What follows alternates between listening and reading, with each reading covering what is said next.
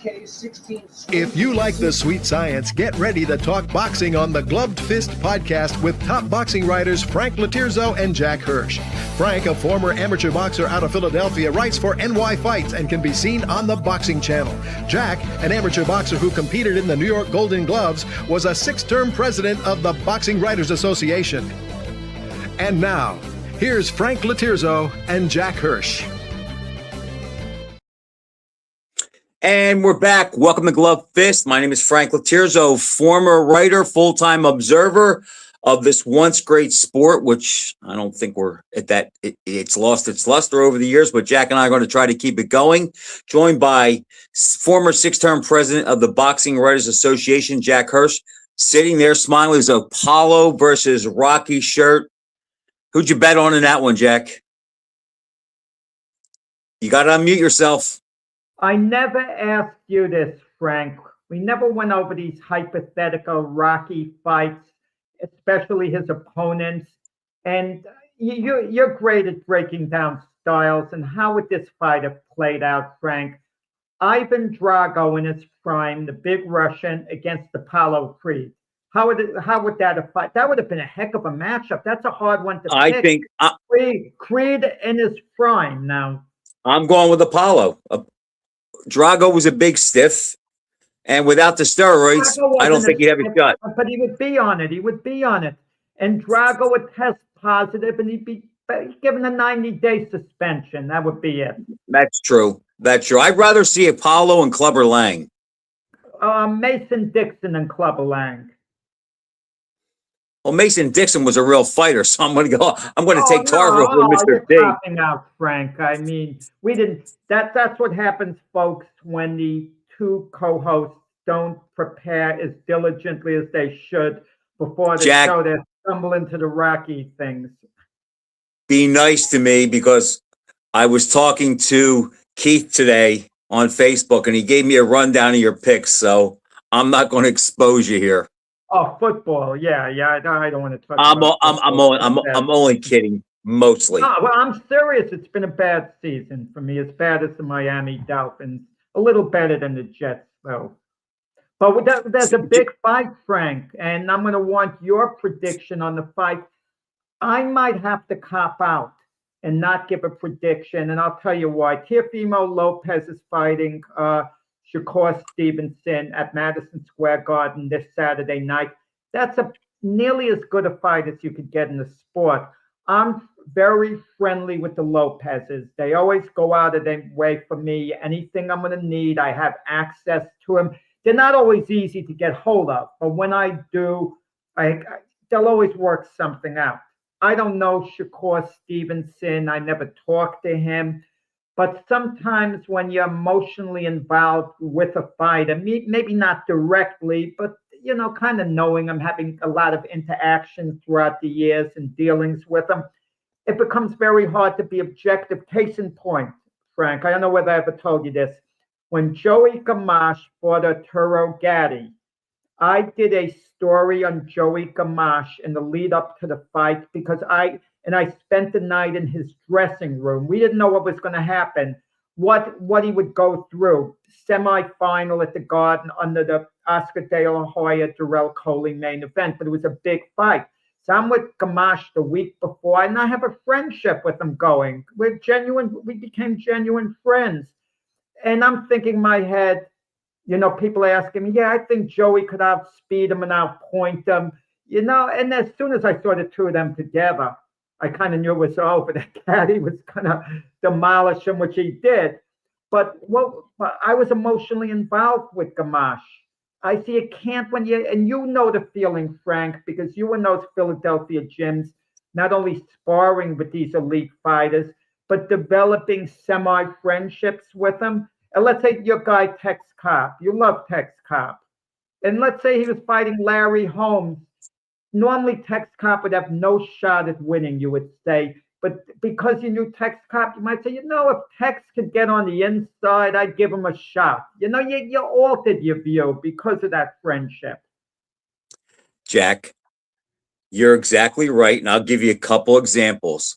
And that is why I think you know this, maybe other people don't know this, but that's why I try not to interact with fighters because it sways you and you can't be objective. I remember when I first started training at Frazier's and I was sparring with Curtis Parker a lot and I saw him fight maybe his first 10, 15 fights. And I remember having conversations with guys at that time, and this is 1980. And I said, the guy that's going to beat Hagler and take the title from Hagler is in this gym right now. And it was Parker. And obviously, I could have been more wrong. I mean, Parker never even got a title shot. So forget about him taking the title from Hagler. And then when Tex Cobb fought Larry Holmes, I was going to the gym when Tex Cobb was doing circuit training. And he's telling me, I'm going to throw 100 punches around. And I know Holmes can't knock him out. And I'm thinking, well, if he can overwhelm him like that. And as we saw, the fight was, it was a one-sided bloodbath almost. And it's like, when you have a relationship with these guys, you look at it from one perspective. And you know what, Jack? I know you get nervous. I'm going to mention football here, but I always felt that being a Dolphins fan, that hindered Don Shula when he was coaching Marino, because I think he saw him in practice and I think he wooed him so much in practice. I just think he always thought that was enough to get by towards the end of his career. And I just think the same thing. When we see these guys in the gym and we know how hard they train and we like them, I remember when Cobb fought Dokes. I kind of thought he had a shot there, although he gave a good count of himself. But Jack, when you have a relationship with somebody like that, it totally, it covers you in bias and you can't be objective. Unmute yourself. That's the reason why I can't make a prediction on the Lopez Shakur Stevenson fight. I will say this, though, and this is a cop-out, but I explain the reasons I'm copping out. Stevenson has a terrible style for Lopez, a really bad style. But, and then on the other hand, if Lopez shows up the same way he did for Lomachenko, and he's the same fighter that beat Lomachenko, he wins this fight. I mean, but that was a lot of years ago. He's only 28. But if he could recapture that and be the same fighter, he does beat Stevenson. And if he's not, well, it's going to be very hard style-wise. Well, I remember a fight back in September when I told you I wasn't going to make a pick because I was too biased and I looked for every reason for Crawford over Canelo. And you rode me a little bit, but I'm not going to do that to you because that was your thing. You rode me from not making a pick. And I don't have a problem with that. But I can see your point, Jack. I can see your point. I don't have any horse in the race. As you see, Joe Bergman said he did tell me he's picking Lopez by stoppage. Jack, I don't have I can see what you're saying about Lopez. He does have the power. I think he might be the stronger guy, but I don't have I'll admit right now, I don't have the guts to pick him because I don't think it's a good style matchup for him, and he's not consistent enough. But I do believe if there's a fight he'll have his A game, it's this fight. But that was my other point. When you think of Lopez and Stevenson, Jack, you think one guy's real strong and a puncher, and the other guy's almost a feather-fisted boxer. But Stevenson, like Crawford, like Mayweather, even though they're not one-punch knockout guys, they are physically stronger than they get credit for. And even though Stevenson's not a puncher, Jack, I've never seen anybody manhandle him physically. So if I take that into the account, along with the fact that he has a chin, and I think he's durable, and he is the better boxer, I got to ride with him. If I have to make a pick, I'm actually picking Lopez to upset Stevenson in this fight, but take into consideration where I'm coming from, because I explained it. I did a big story on Lopez for Boxing News Monthly, and I spoke to them the night of the Jake Paul Anthony Joshua fight when they were in their hotel room before he left. And I remember, Lopez Sr., it was on speaker, and he was saying, I'm nervous that the judges might screw us. And Lopez Jr. said, very calmly, we won't need the judges. Very calmly, like not to worry about it. It's not coming down to the cards. Did he give me an idea that that's the fight plan, putting everything into the punch, shooting for the knockout rather than winning rounds? I don't know. Now, and the fact that you mentioned that, Jack, I'm going to say something else, and you don't agree with this, but I'm sorry, and I'm with Lopez Sr. here. If it's close, Shakur is going to get the benefit of it because he's undefeated. Boxing loves undefeated guys, and I just think that Shakur needs this fight. He needs to win this fight, Jack, for his career and legacy more than Lopez. Lopez has 2 signature wins over Lomachenko and Josh Taylor, okay? 2 signature wins. Shakur doesn't have a signature win as big as that, but if he beats Lopez, he'll get that. So I think if it's close, and since I don't think it'll be a stoppage, if it's close, I think that Shakur will benefit from the judges. And you wonder about the marketability. If we have the type of fight that Shakur wins the decision 8 rounds to 4, but Lopez knocks him down at some point, then nothing's really been lost to Lopez as far as moving forward. He could still be a big attraction. If it turns out to be 11 rounds to 1 Shakur, completely one-sided, that doesn't look good. That kind of sticks with you. No, that's a good, Jack, that's a good point. Lopez, if he beats him up a little bit and loses his career, he doesn't take a hit. But if Shakur loses, he takes a little bit of a hit. Well, Shakur takes a big hit because this is his chance. If he wants to be a mega star, he's got to win this fight. He can't stumble. He can't lose a close decision to Lopez and then claim, the judges screwed me, this and that. And you'll have Terrence Crawford at the fight saying, I don't know what the judges were looking at and booing or whatever. If Lopez emerges with any type of victory, unless the judges have had an awful night, which is unlikely because it's in New York, so they're not going to get biased judges, for this one.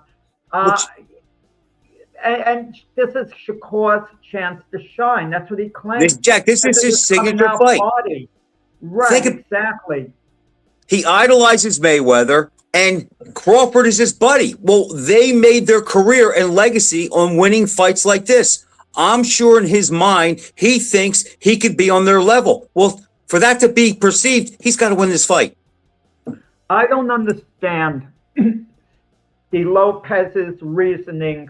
They offered the fight with Devin Haney. They still could have had it. And they picking Stevenson over Devin Haney. Devin Haney, they would do better against, put it that way. I think Lopez would stop Devin Haney. Devin Haney has a questionable chin. You can't say that about Stevenson. Devin Haney's style isn't quite a shutdown style the way Stevenson's is. Stevenson has the Pernell Whitaker shutdown style, the Floyd Mayweather shutdown style. Devin Haney doesn't quite have that shutdown style. And we saw in the later rounds against Brian Norman, even though the decision was fine, we know Haney won the fight. We're not questioning that at all. Norman was actually getting to Haney the second part of the fight, not hurting him, but we saw that Haney was hittable. So why not take that fight? The only thing I can come up with, Jack, is the fact that I think Haney is the bigger guy. I think he probably has a hard time making 47 now. And I think the size factor might be an issue where I don't think they think that Teofimo could maybe bully and be the stronger alpha in the ring against Haney as much as he could be against Shakur. I could see in their mind, they could say, well, Shakur's more skilled, but our physicality, which is going to play into another fight we talk about, our physicality works to our advantage. And we might be strong enough to keep him from boxing, or maybe they don't think they can do that with Haney. What wasn't on our agenda? Now we're talking about Shakur's a lightweight moving up to junior welterweight, but he says after this fight, he's moving back down to lightweight because he said that's his natural division, which I find very interesting. I didn't know that. Yeah, I didn't know he said that. Yeah. Logically, he's going to take the best fights available to him. He's not going to fight Keyshawn Davis, who's on the undercard, against Jermaine Ortiz, who's tailor-made for him. Keyshawn Davis shouldn't be fighting on this show. He shouldn't be fighting anywhere for now. I'm not saying end his career. The guy, like I mentioned in the past show, 7 months ago, he flagrantly ignored making weight. And his fight against Edwin De Los Santos had to be canceled because De Los Santos wasn't going to give him a waiver.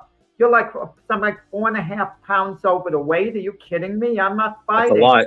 Kudos him, right?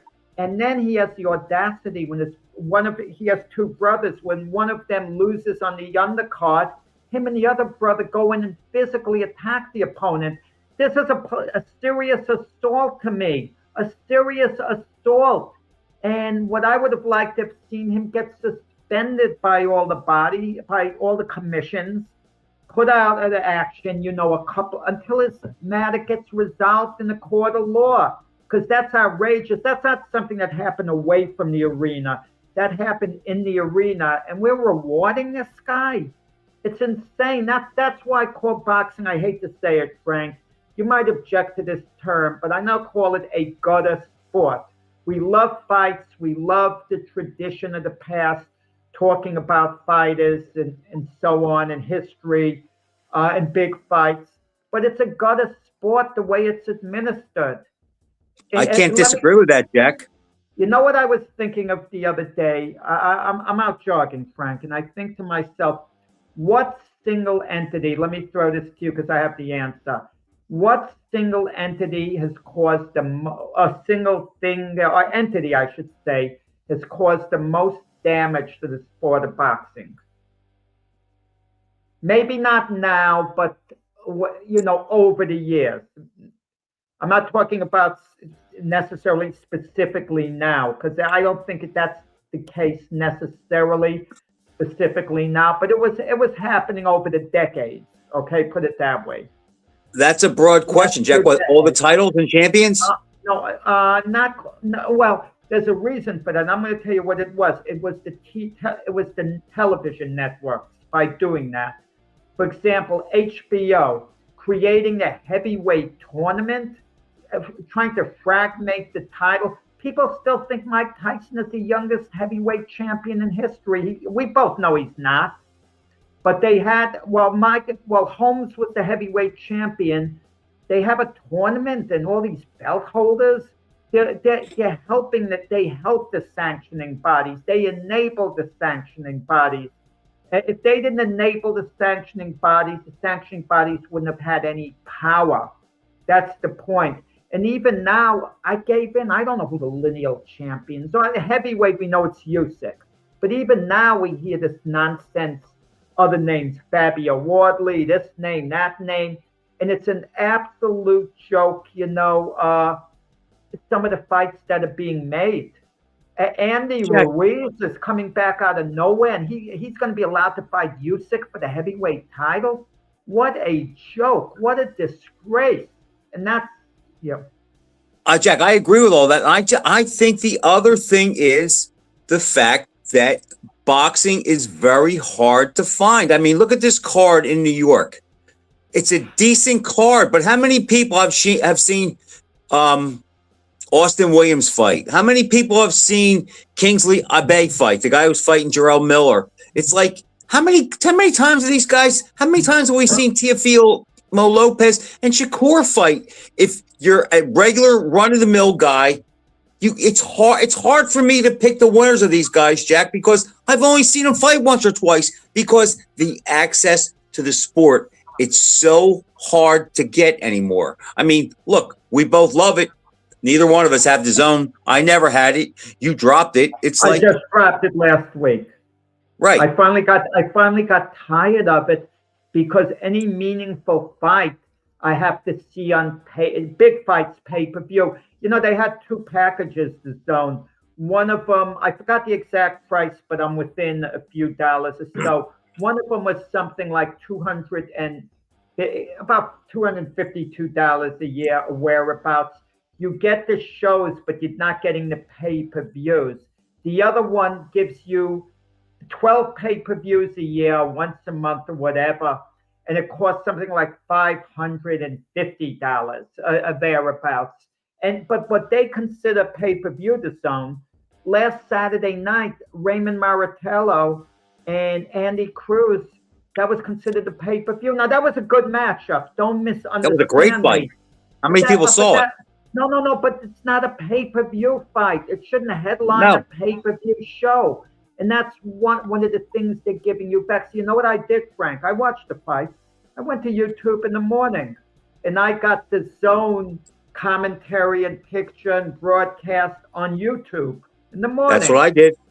You know, the best thing to do, go to sleep early. Don't tune to the result. Wake up and watch the fight that way, as if you're seeing it live. I agree, Joe. And that is the case. But Jack, the problem is that was an outstanding fight. It might end up being one of the contenders for fight of the year, even though the year's only a month old. But how many people saw it? How many people saw it? So if you take into the fact that you can't see it, and when you do want to see it, they gouge you, and it's hard to find. I don't know how much longer it lasts. Well, I'm going to get the Lopez Stevenson show. It's $70 because I know the Lopez. This is it's a great main event. Great main event. And the undercard, I'm put off. Wait a second, Jack. Jack, wait a second. You said you're going to get it, but you don't have the zone. So is it pay-per-view? No. You can get anyone can get the zone app, not get the fights. Get the app. And they have a lot of advertising, this and that. They'll give you some interviews. They'll tease you and give you a little bit on there. Okay, I'm new to not having the zone because I've had it for years. And you can order the fight individually. Okay, Frank, let me see something. As you're talking, I just want to see something. I have my TV right here. Let me see what happens when I say Stevenson, Lopez. Well, I don't know if it's going to be by your TV. Boxing Stevenson versus Lopez.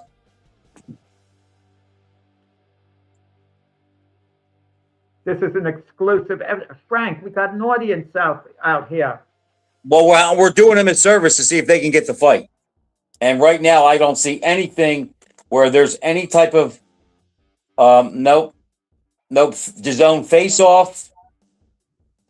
No, but it doesn't look. So if you don't have the zone and you don't know how to go through that, Jack, you can't get the fight. And let me tell you what annoys me too. I'm here, Florida. I don't have the zone on my TV. I get it on my iPad, okay, on the app. And I'm going to have to watch it on that. You know, I'll get by. I'll watch it on that, but it's not like watching it on a big TV screen. It's just the way the sport's being administered. But part of it too, Frank, look at all the power brokers in boxing, the promoters, and how the landscape changed. Top Rank still has a stable of fighters, but they have no television deal, none at all. And they're slowly fading out of the business. Bob Arum is 94 years old. He seems to be in really good shape, and he can still work and come into the office. He's not a workaholic, but you know, he's like a major consultant to it's his company. And they still have a somewhat decent roster. They have a show this Saturday. As that one after Zayas is fighting whatever, and Al Heyman, he's not running the same way as before now and then, and he's the top rank in the PBC. Aren't power players anymore, but they do have some decent fighters. Golden Boy, Oscar De La Hoya is still trying to stay in the game as a power broker. Oscar's a compelling personality. But who does he really have? Who's his main star? Ryan Garcia. I mean, and that's kind of a good guy to have in your stable because he's marketable. He had Virgil Ortiz. He had Virgil Ortiz, and he blew that. He blew that by playing hardball in the Boots Ennis fight. You know, instead of making sure he made that fight, I mean, he kind of blew that. I thought when Oscar got involved in the business end, Jack, I thought it was going to be a good thing, and I couldn't have been more wrong. Well, Oscar's been in the business a lot of years, in all fairness. You know, he's been in a couple of decades. But I mean, strictly as the promoter with Golden Boy, it's like, I don't, and his childish ways are terrible. Just he's like a petulant child. He promoted a lot of Mayweather's fights, Oscar. Yes, he did. Now he's acting his clapback Thursdays. If you haven't seen it, anyone, you could see it. It's funny, but it's not the way a promoter should act. No, he comes off like a child. Yeah, he comes off like he kind of wants to get revenge on these guys, put them down, this and that, and he goes out of his way in a certain sense. And Oscar's got issues. Put it that way. He's got issues, and I know about it. Not knowing him personally, people who know people close to him, put it that way, told me things off the record about Oscar. And then it's no secret in reality about some of the issues he's had in the past. And it doesn't look like it completely disappeared, but we'll see. That was a great way to say it, Jack. It doesn't look like it disappeared, because I don't think it did either. Yeah. I mean, people can read between the lines, I would think. All right, let's talk about that Mortella Cruz fight, Jack. I don't think he's a bad person, Oscar. I actually think he has a good heart, but he's just you act like a promoter all the time. Don't get in these childish, things. Clapback Thursday. All right, Jack. Let's talk about the Mortella Cruz fight. Okay, that was what, the IBF lightweight title. A lightweight, yeah, correct. Okay. I don't like to toot my own horn, Jack, but the second I saw, and I didn't know the result, the second I saw the fight open in the first round, within 30 seconds, the way Mortella came out, I said to myself, he is too big. He is too physically strong for Cruz. Cruz is a good fighter.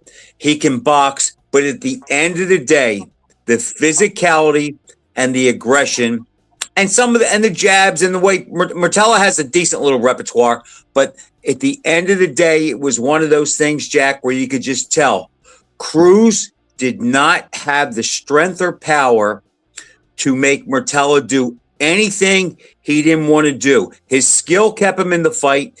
He fought his rear end off, and it's like he made a good go of it. But at the end of the day, Mortella was just too physically imposing for Cruz. And that's what I took away from a terrific fight where there was a style clash, but one guy, a little less skilled perhaps, was just too much physically for the other guy.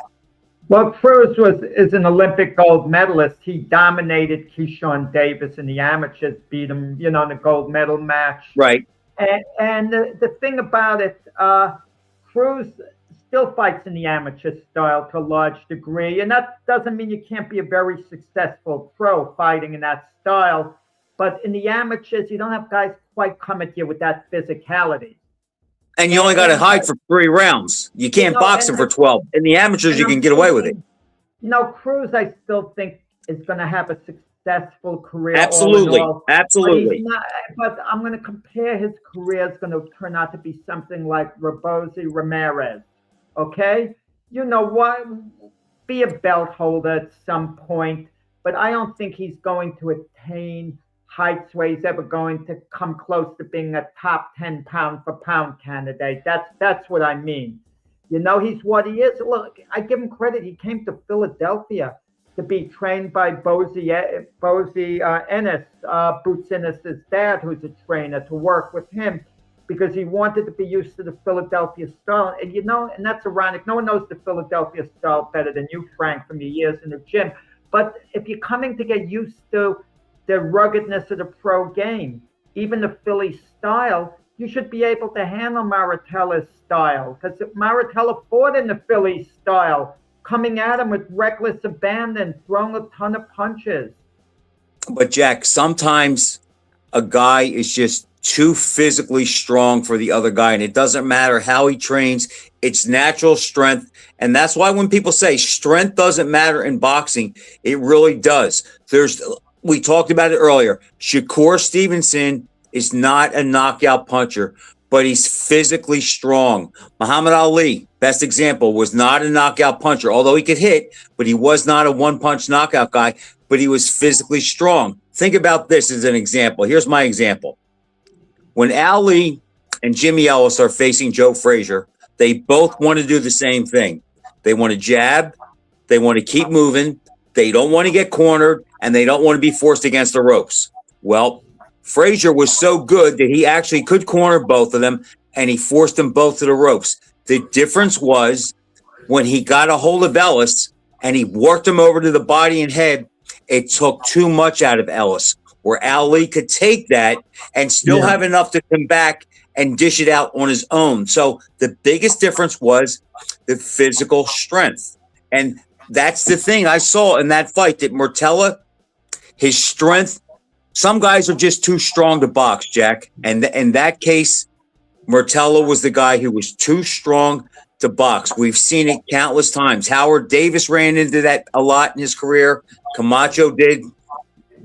Go ahead. You were about to say something to disagree with me. It made me think of a fight that took place in Philadelphia. I think you were too young, so my guess is you weren't there when Frazier beat Bonavina in the second fight.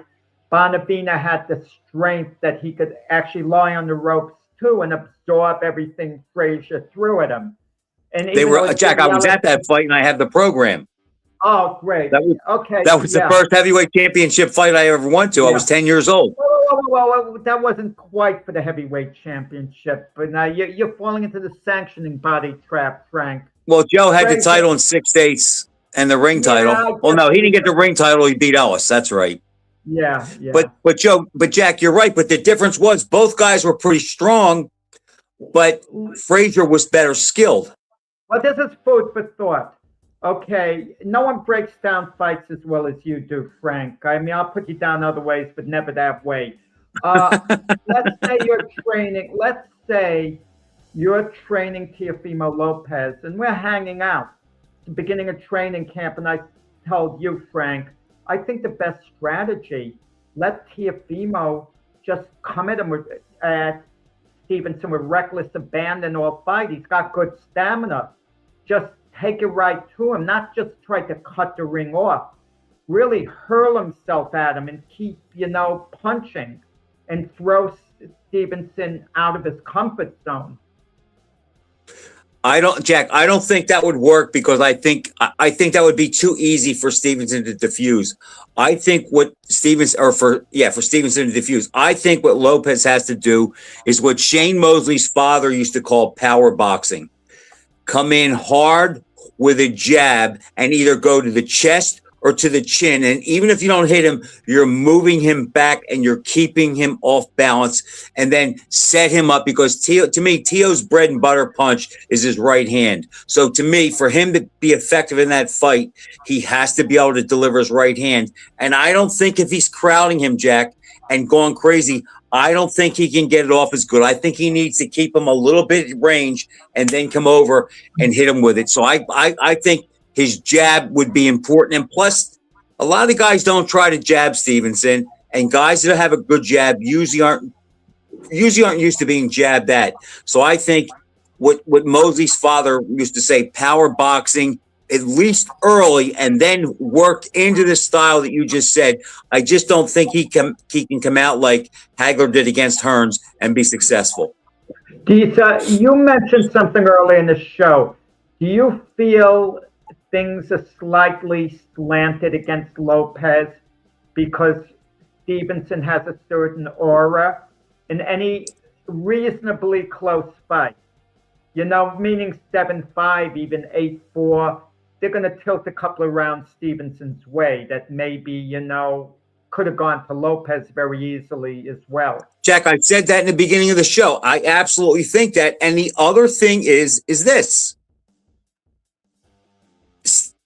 Lopez lost to Kambosa. I know he beat him, but he lost to Kambosa, and he never really capitalized on that big win versus Lomachenko. So I think the boxing establishment or the boxing gods look at him as like, we've seen his peak.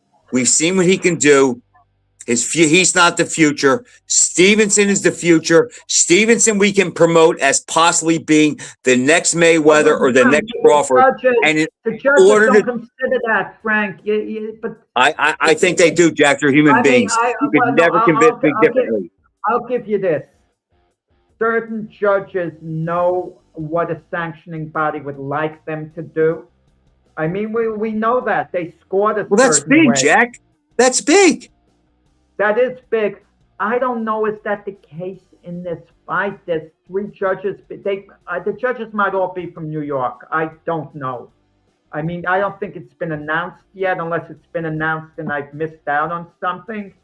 I just don't see it quite in a New York fight. Do you know, Jack, an undefeated former Olympian who's undefeated, they can sell him as the next Mayweather or Crawford. That's big. That will bring in fans who are quasi fans and casuals. Oh, this guy could be the next Mayweather. Oh, this guy's as good as Crawford. They'll watch him. What can they do with Lopez? They can't say he's the next Chavez. They can't say he's the next Canelo. Well, I'm going to tell you this. If Lopez wins this fight, and I hate mentioning Ryan Garcia, I said not to give him any attention, but as much as I hate, but you can't ignore him. He's there. You can't ignore him. But the guy, I mean, PD cheetah, he is, and then he got beat soundly by Raleigh Romero. Okay, and he wasn't on anything at the time, so draw young conclusions. And he's rewarded with a title shot. Disgraceful. But if Lopez wins, Garcia wins, that's a big, big fight. It's a fan fight. I agree. It won't happen, but I agree with you. I'd love to see it. It won't happen, but I just think, since I was a little kid, Jack, I've always felt this, and it's like I really do think I think the judges keep that in the back of their mind a little more than we think. And it's like, as there are big fights in boxing, it's better for them. There's more work. And I just think undefeated Stevenson is better for the sport than one-loss Lopez. I think Lopez has cachet. I know where you're coming from, and I kind of agree. He has charisma and that personality, no doubt about it. That might work in his favor as well. Okay, and keep in mind, Lopez has fought a lot in New York. Okay, so but think how big Stevenson is if he wins, Jack. Yeah, well, how he wins as well.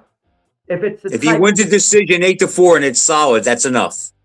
Well, if it's 7-5 and there's some people who feel that Lopez won, that takes a little off of it. Yeah. Jack, I just think in a world where Mayweather trained these fans that being undefeated is the be-all, end-all, I just think that carries a lot of weight today. I give Stevenson a lot of credit for this. One thing I don't give him credit for, and let me tell you what I don't, and then I'll tell you what I do give him credit for. After he beat William Cepeda, he was giving people the finger, cursing them out. And not people at ringside in general when he was interviewed. He was really vulgar. Why? Because some people thought Cepeda could win the fight. They're entitled to their opinion. You're going to curse them out and take it personal if they're picking someone else to beat you. Okay? I mean, you can gloat afterwards and say, the way you proved them wrong, but don't get vulgar, the way it's a shame, Jack. The sport's filled with children. It really is. Some of these guys really act like children. But I give him credit for this. They were talking to him in one interview I saw a couple of months ago about retiring undefeated. He says it's not important to him. He says, fighters lose fights. Too much is being made out of being unbeaten. Who said that? Stevenson. He was basically, I'm paraphrasing, he was basically saying it's overrated. Guys are trying to protect the yo. He's not concerned with that. Getting conservative to just stay unbeaten. Jack, that sounds good, but do you remember it was a month or so ago where I think Stevenson watched some clips of Marvin Hagler and he just realized how good he was? And it's like it was totally off his radar. He had no idea. And it just goes to show that these guys, they really don't have a sense of history of the sport. And he may say undefeated isn't the be all end all, but I'm sorry, he is born in the time of the Mayweather influence, and I think, Jack, think about this. I don't agree. Dare you go again, Frank, blaming Mayweather for everything? Hypothetically, who I could blame the most? And I'm not blaming him at all. I can't wait to hear it. Rocky Marciano.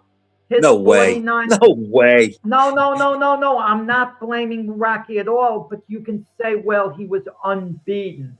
So but he didn't duck anybody, Jack. His record just he happened. Oh, I know what you mean. No, Rocky didn't duck anyone. No. That's the when difference. Rocky retired, there was no one available to fight at that time. He was starting to become tired of boxing, didn't wait around. I'll agree with you on that. Rocky. My undefeated Dolphins did not plan on going undefeated. They just happened to win every game. But at the start of the season, the goal was to get back to the Super Bowl and make amends for what happened when they got beat by the Cowboys. And they just happened to go undefeated. That applies to Marciano. Mayweather's undefeated record was manufactured. Joe Calzaghe's isn't, Crawford's isn't, Ward's isn't, but Mayweather's was. So, and Jack, you said I blame for everything. He's the reason why this sport is the way it is. It was manufactured a lot towards the end, but the last 11 from 2007 to 2015 manufactured. No, I mean those fights. Some of them were risky. I mean, he fought De La Hoya big fight. De La Hoya was a little past his peak, close fight. And fought once in 3 years and didn't look great against Steve Forbes. Yeah. Come on, Jack. Come on. Yeah. Mayweather, after he beat De La Hoya, became a bigger businessman than Jamie Dimon. He just if Mayweather had a loss, let me ask you this, Frank. If hypothetically, let's say Mayweather had one loss on its record. He lost once early in his career. Let's make believe. Changes everything. Oh, no. This is what I mean. And he still, regardless of the one loss, he still made the same money, still had the same popularity. He wouldn't have made the same money. No.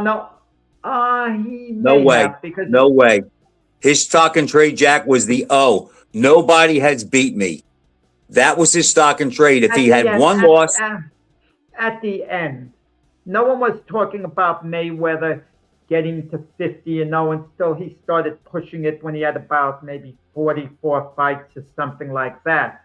But had Mayweather lost the fight early, and let's say he retired with a 49-1 record, I think he would have made a comeback with all the money available. With Turkey, His Excellency. He would have, because Jack, what do we see a lot in boxing? When a fighter loses their first fight, we see sometime down the road, they start losing more because everybody wants to be undefeated. But once you lose that first fight, then you think, okay, I want to get as much out of this sport financially as I can. Think about this, Jack. If Marciano is 48-1, is there a person on the planet that follows boxing that thinks he could have had a chance to beat Muhammad Ali? No, it's that 49-0. The fact that they never saw him defeated makes you think that he always found a way to get it done, and he would have found a way to get it done against anybody. It changes everything. When you're undefeated forever. Marciano knew that. But his was not manufactured. It just so happened to be he won every fight. Mayweather's is different. He is the reason why this sport is in the shape it's in today for so many reasons. Yeah, but people aren't fooled at the end.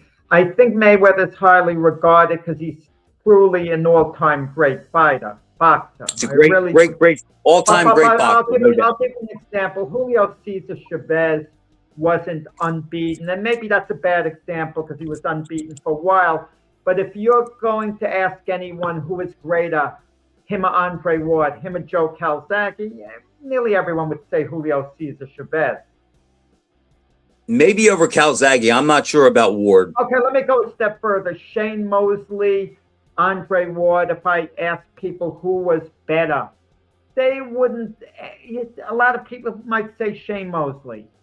Jack. There's not one person that we know that would say Shane Mosley was better. He has 8 losses. There's no way that they would say. Not who had a better career, who was just a greater fighter. And they would think Mosley. Well, I'm a huge Mosley fan, and I'm not sure the answer to that. Yeah, I think Ward was a smarter fighter.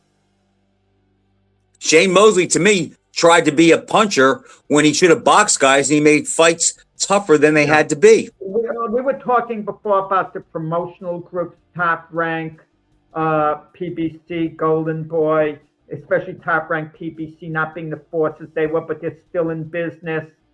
Are they going to rebound this basically? Are they going to fade into oblivion? Dana White has his first show, and Oscar De La Hoya and Dana White hate one another. So Oscar went on social media. Did Oscar have a good point? Because Dana White's first show for, what's it called? Zuffa Boxing or whatever. Zuffa, right. Callum Walsh was in the main event. Guess who? Carlos Ocampo? That's not exactly entering to much fanfare. You'd think Dana White would want something really substantial. You know, and you would think that, but that's the best you can do after you're making all this announcement. You're breaking into boxing, and Oscar was laughing about it. Well, Jack, Dana White, I don't consider him a boxing guy. Okay, number one, I know he had a few amateur fights, but I don't consider him a boxing guy. But he has a lot of money, and he has a big ego, and he's going to want to become the emperor and king of boxing like he is with MMA. And he knows he can't do that overnight with one card. So it's like, I know this much. He has guts. He has some foresight. He has some ideas. I mean, I am not going to count him out. And I don't know if he's good or bad for boxing. He may be good for boxing from the standpoint that we may see fights we want to see, but maybe the fighters won't make as much money because we know in the UFC they don't make a whole lot of money. Well, you start to think with Turkey, His Excellency, and Dana White, was this a master plan? I mean, I'm not saying it was at all, but it's been bandied about. Overpay the fighters, get them to leave their promotional groups because you can offer them so much more money. Put them and then dial it back once you get them in. Out of business, right? And then dial it back. And not only are they not getting more money, they're not getting even what they got before. Okay, the big money came in, and fighters would get paid something the way the UFC got paid, grossly underpaid, and the fighters would have no choice maybe but to accept that money because there's no union. The fighters aren't going to go on strike. No, they have no power. No, and maybe the only ones who get big money, if it's a pay-per-view event, you pay them a little more. I don't know. That's a possibility. Dana White said, why is Oscar bothering me? He hates Oscar. But he's saying, all the promoters could do business like usual. I'm not their competitor. Listen, you put on, his show with Callum Walsh, you're not being the competitor for a show like that. I get it. But in the big picture, Dana White, yeah, he is a competitor. He is. I wouldn't count him out, Jack. He has 2 things or 3 things. He has money, he has a plan, and he has stones. He's not afraid. He's not afraid to be criticized. If you remember during COVID, they had that island where they put all those fights on. He's not afraid to go outside of the box. And somebody coming into boxing that's not afraid to think outside of the box because nobody else does, they're going to be somebody to look out for. But I'm not sure, is it going to be worth all the trouble to Dana White? Because he has a really highly successful product with the UFC, and he's not going to make. He's also involved in WWE. Right, exactly. And the RAF wrestling, the real American wrestling, I think. It's going to take him a while to make a lot of money in boxing. It really will. It might take years. He might not have to. But he has that time, Jack. He has that time, and it's not like he needs to make the money to pay his bills. No, but it's kind of, and he might look at the big picture and say, okay, the WWE and the UFC, I can keep these guys very active. I can't keep him as active in boxing. It might not be worth it to him. Just might not be worth it. I don't know, Jack. I can't speculate, but I just know this much. if you gave me chips and you said I had to put them on Dana White failing or succeeding, I would probably put most of on him succeeding, because I don't know. I don't know how deep the talent pool is as far as who he's competing against. I don't think they're all that ingenious. So I think a guy, again, with foresight, a plan, and the stones to go through and do the unconventional things, I won't bet against him. Yeah, okay, we'll see. It remains to be seen. If he wants to succeed bad enough and he's willing to put in the time, my bet is he would succeed. But I just question his desire, just because, like his opening show he put on. You always want to start off with a bang, a big introduction, not like a little under the radar event, which he had. Oh, there was the anniversary fight you wanted to mention. Well, yesterday was the 50th anniversary of the George Foreman Ron Lyle fight. Some people think that's one of the most exciting heavyweight fights in boxing history. I happen to be one of them. There was no title involved, but you had two big, strong, mean guys who could both really punch, that weren't afraid of each other.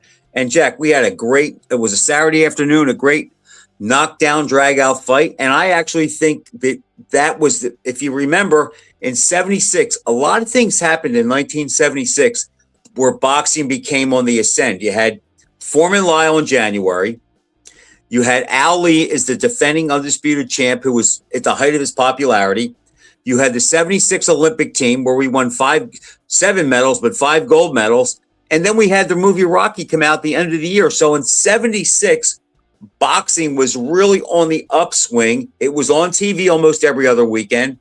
And it was started off with this heavyweight fight between these two big contenders, Foreman making his first fight return after losing the title to Al Lee, with Gil Clancy in his corner, no more Dick Sadler. And it was a fight for the ages. And for a while there, Jack, it didn't look like George was going to pull it out. You know what's interesting? In Foreman's 2 careers, he's had 2 careers, let's face it, Frank. His second career after taking 10 years off was a Hall of Fame career. He had 2 Hall of Fame careers like Tom Brady. Right, exactly. And the only time he got knocked down, we all know against Ali, that's attributed to fatigue, even though I think Ali's power and crispness of punching had a lot to do with it. Ali hurt him a little bit, yes. Right. And Lyle, Lyle knocked him down twice. Those were the only times Foreman was knocked down. Well, Jimmy Young got a knockdown against him in the 12th round, but I'm sorry, right. But Jack, he was dead tired. He couldn't stand. You're right. I could have knocked him down then. He was totally out of gas. Right, Jimmy Young knocked him down. Absolutely. But Jack, if you think about it, Ron Lyle in Foreman's 2 careers is the only fighter that we saw hit him and really hurt him. Before he was fatigued, he hit him and he hurt him and he dropped him twice in that 4th round. Remember, that round had 3 knockdowns. Foreman went down, Lyle went down, and then Foreman went down. And I'll never forget Foreman walking back to his corner after that 4th round. I was watching the fight at my girlfriend's house at that time. I think I was 17. And I just said, I don't think George is going to get out of this round. And then he came back and he got Lyle in the corner and he must have hit him with 20 shots. And when the fight was over, Lyle was out on the canvas. They could have counted to 40.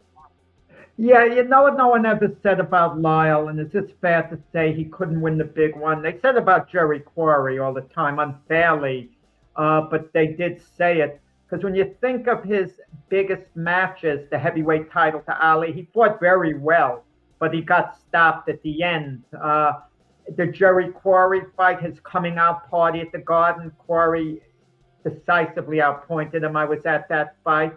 And the George Foreman fight where Lyle fought brilliantly, but just ran out of gas, really, because Foreman just outlasted him.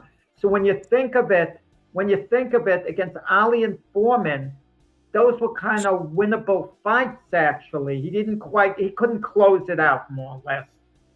But Jack, is it fair to say, if you think about it, most people consider Ali the consensus greatest? I mean, it's between him and Joe Louis. I'd say most people would have Ali a little bit ahead of Louis. Okay. And most people believe that Foreman may be the strongest and hardest punching heavyweight in history. So the fact that those two guys beat him, I mean, yeah, you could say he didn't win the big one, but if you look at who he was against, if it was another era, another time, he might have pulled it out. Now, the Quarry fight, that was one of the best fights Quarry ever fought. It was Lyle being introduced to the big time. He does have, a win, the knockout win over Shavers, but the two fight. He appointed Joe Bugner when Bugner was good in a close fight. Yeah. Jack, but the two fight, and Bugner said that Lyle beat him up more than anybody ever fought. But the fights that probably hold him back a little bit are the Quarry fight and the two Jimmy Young fights. He just couldn't do anything with Jimmy Young. Yeah. Yeah, I think this Foreman fight, because it was the anniversary fight, it helps Lyle's legacy. I think it elevates him in the eyes of people. It was a good loss. Absolutely, because Jack, nobody else did that to Foreman for 30 years. But his trainer, Lyle's trainer, Bobby Lewis, said it best after the fight. He said, "We had it and we let it get away. What can I say?" And that's the truth. They kind of, we hear about athletes closing out games. That especially the NFL and football, it's about closing a game out. And so many teams don't. For Lyle, it was closing the Foreman fight out, not even closing the Ali fight out. That had a lot of rounds. That's the difference between the greats and the near greats. It's this much. It's not a lot. I mean, think about it. If Scott Norwood misses a field goal, Bill Parcells may not be, if he makes the field goal, Bill Parcells might not be the legend that he is today. That's just the way it is. But it's like, what gets me crazy is, somebody will say, and I don't mean what you said, Lyle, he couldn't be Ali, couldn't be Foreman. Okay, how many guys beat those guys? If that's the measuring stick, then nobody is any good. That's the thing with Quarry. He lost to Ellis a little bit early in his career, a somewhat close fight, but he couldn't. Quarry never could have beaten Ali and Frazier. Ali could have fought Quarry 100 times. He would have beat him easy. If he fought Frazier 100 times, maybe Jerry would have gotten him a couple of times. Exactly. 98-2. Style. The fights hurt Quarry, or they eventually Quarry would have beaten Frazier in one fight if they fought once a month for 3 years. He would have beaten him one of the months. I would agree with that. He never would have beaten Ali. Jack, and think about this: all those guys are all gone. Hard to believe. Isn't that crazy? We live in a world now where all those guys are gone. However, there is something that brings them back, and it makes me crazy. Jack, the AI world is making me crazy with all these pictures. I mean, I put up a picture of the first Ali Frazier fight, and you can see by the trunks. When I first saw the picture, I thought to myself, boy, I don't think there's a picture of that fight I haven't seen that's been public. And I thought, I never saw that. So I looked at the trunks real close, and you could see it's not a picture from the fight. Frazier's trunks don't look right. Ali's don't look right. And Frazier's stance is all wrong. It's completely. Jack, there's one going around to Marvin Hagler sitting in a hotel room with a big boombox and saying that he lived in squalor just about until he got the title. That's what I hate about social media. What you're talking about, there was the picture supposedly that was completely false of Ali visiting Frazier in his hospital while Frazier's in the hospital bed. Frankly, we have the 2-minute warning, about a minute and a half left. Just giving you the heads up on that. Are you getting the pay-per-view show Saturday? Let me ask you, Lopez Stevenson. Jack, if I can figure out how to do it technically, yes. Yeah, I mean, I'm planning on getting that. I think you can still get it on the Zone without being a subscriber, that they'll take your money, that it's shown on the Zone, but you can't get any other fights. But if you're paying for something, I think they allow you to get it a la carte. So you do that with your credit card, and then you just get that one fight? Yeah, I'm not sure now that I'm no longer a subscriber. That's a good question. And you want to know something, Frank, what I'm probably going to do? I'll just go to sleep early. I'll put it on the next morning, watch it. The only problem with YouTube putting it on, YouTube sometimes has a caption underneath telling you what happened. Lopez defeats Stevenson, so you know kind of beforehand. There's nothing like seeing it live, Jack. Right, exactly. But you know, if you know what happened, if you don't know what happened, you can watch it on delayed tape as if you're seeing it live. But with that, All right, you're going to go with Lopez, and I'm going to go with Stevenson. Yeah, I'm going to go with Lopez winning a close decision here. I think he'll hit, big punches, get on the inside to a degree. But I'm not real strong on the I'm not real strong on the pick, Jack, but I'll take Lopez for the reasons I stated earlier in the show. That's it, everybody. Thanks for watching. Stevenson. We will. What about you? Take Lopez or Stevenson? Quick. Stevenson. Oh, I thought you just said Lopez. That's why. Okay, Frank. If I did, I meant to say Stevenson. Frank's picking Stevenson on points. Picking Lopez same way. See you next week, everyone. Thanks for watching. We'll see you next week.